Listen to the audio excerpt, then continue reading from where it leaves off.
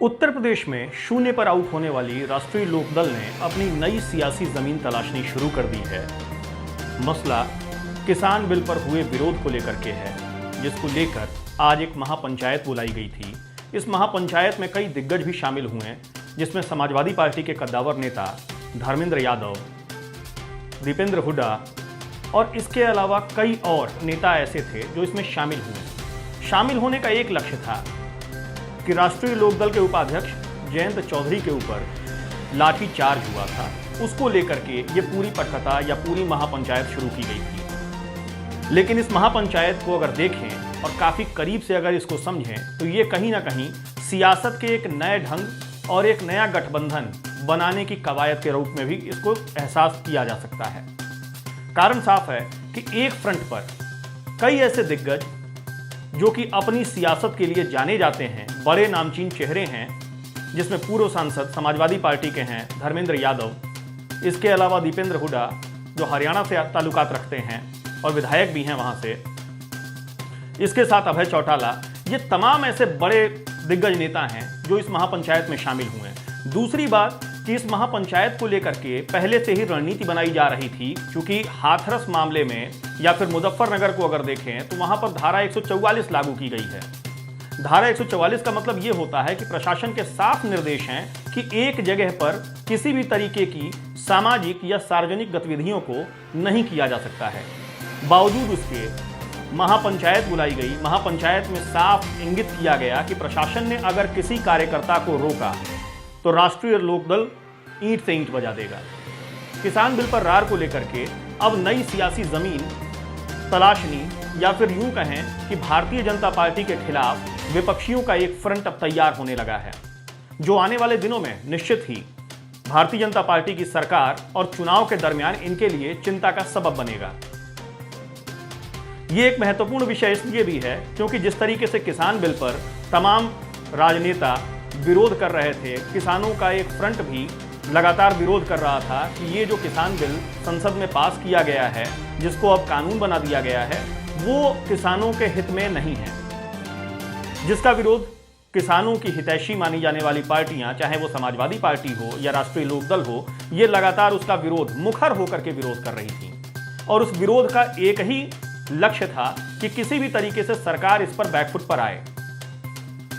तमाम ऐसे बयान भी आ रहे हैं, जैसे अभी हाल ही में कांग्रेस की तरफ से राहुल गांधी ने भी बयान दिया कि अगर उनकी सरकार केंद्र में आती है तो इस बिल को कचरे के डब्बे में डाल दिया जाएगा। बिल का विरोध करने गए राष्ट्रीय लोकदल के उपाध्यक्ष जयंत चौधरी के ऊपर लाठीचार्ज यानी बर्बर लाठीचार्ज की गई। ये कहीं ना कहीं सरकार की हीला हवाली और प्रशासनिक तंज रवैया दर्शाता है। प्रशासन इस ओर लगातार अपनी बात कह रहा है, क्योंकि धारा 144 लागू है और ऐसे में किसी भी तरीके की पंचायत या फिर किसी भी तरीके की कोई गतिविधि संचालित नहीं होगी। बावजूद इसके 12 बजे आज एक महापंचायत बुलाई गई और उसका सीधा ऐलान ये था कि महापंचायत के दरमियान किसानों के जो भी मसले हैं उसमें उनको उठाया जाएगा और केंद्र की तरफ से जो भी रणनीति बनाई जा रही है या फिर जो भी कानून या जो भी बिल जो किसान बिल के नाम से जाने जा रहे हैं, जिसमें ये सरकार की ओर से लगातार दलील दी जा रही है कि ये किसानों के हित में है, उसके खिलाफ रहेंगे। सरकार लगातार इस बात को कह रही है कि इस मसले पर यानी किसान बिल पर किसानों को एक सीधे तौर पे छूट मिलेगा, बिचौलियों की संख्या कम होगी या बिचौलिए बिल्कुल गायब होंगे और किसान अपना अन्न या खाद्यान्न किसी को भी बेच सकते हैं। लेकिन विपक्षी लगातार इस बात को कह रहे हैं कि इसको उद्योगपति घरानों को किसानों की जमीन को लीज पर दिया जा रहा है, यानी सीधे तौर पर अंग्रेजों के जमाने में जो नील की खेती कराई जाती थी उससे जोड़कर देखा जा रहा है। इसी दरमियान आज जो महापंचायत हुई, उस महापंचायत में समाजवादी पार्टी के वरिष्ठ नेता और पूर्व सांसद धर्मेंद्र यादव जब अपना काफिला लेके निकले तो जगह जगह पर उनको लोगों का समर्थन मिला, किसानों ने उनका समर्थन किया और किसान उनके साथ कदमताल किए।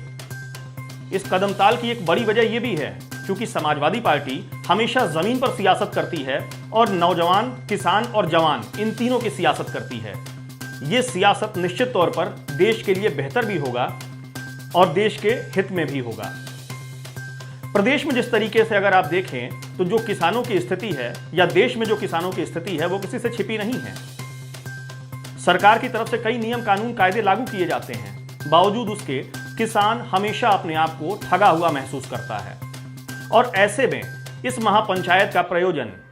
या फिर यूं कहें कि किसान बिल पर इस महापंचायत का प्रयोजन सरकार के लिए टेढ़ी खीर होने वाला है। और सरकार जिस तरीके से किसान बिल पर अपनी पीठ खुद थपथपा रही है, उसके लिए अब दिक्कत का विषय आने वाले दिनों में निश्चित तौर पर सामने आएगा। क्योंकि किसान, नौजवान यानी रोजगार और किसानों का जो पैदावार है उसको बेचने की क्षमता या फिर बेचने की छूट सरकार की ओर से कही जा रही है, लेकिन ये दोनों ही दूर की कौड़ी साबित होते हुए दिखाई दे रहे हैं। अब ऐसे में महापंचायत में अगर गठबंधन की एक आस या एक सुगुगाहट बनती है, यानी पश्चिमी उत्तर प्रदेश में राष्ट्रीय लोकदल की जो स्थिति है वो काफी मजबूत मानी जाती है और समाजवादी पार्टी तमाम अपने असल कामों को लेकर के जनता के बीच रहती है और उसकी स्थिति कहीं ना कहीं मजबूत है और उत्तर प्रदेश के भीतर फिलहाल दूसरे नंबर की पार्टी मानी जाती है समाजवादी पार्टी। तो अगर ये गठबंधन तैयार होता है तो ये कहीं ना कहीं भविष्य में भारतीय जनता पार्टी के लिए दिक्कत का सबब बनेगा।